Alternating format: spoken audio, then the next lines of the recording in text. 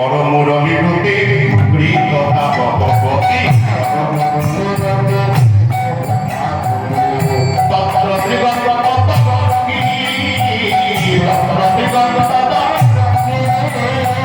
চারু সনাতন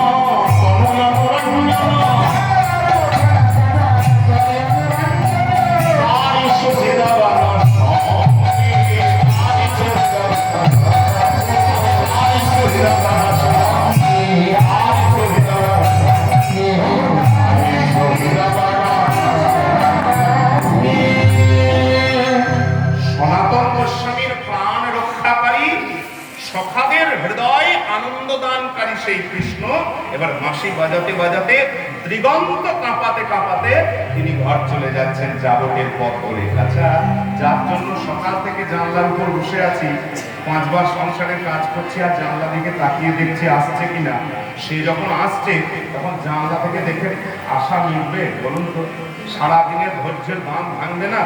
চট করে উপর থেকে নেমে চলে এসে সময় হয়েছে তো সন্ধ্যা লাগবে, তাড়াতাড়ি কাপড়টা পাল্টে নিয়েছে, পাল্টে নিয়ে এই বউ, আরে এক্ষুনি জল নিয়ে এনেছে, কোথায় যাবে?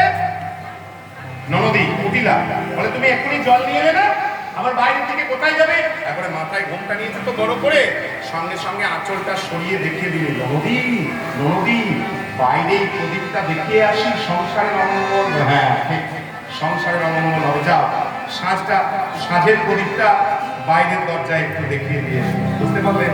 হ্যাঁ, আঁচলে আড়াল করে প্রদীপটা দেখিয়ে দিলেন, কেন প্রদীপ ছাড়া কিন্তু সন্ধ্যা লেগে যাচ্ছে, তো প্রদীপ ছাড়া আর ভালো দেখা যাবে না, এটা কিন্তু মাথায় রাখতে হবে।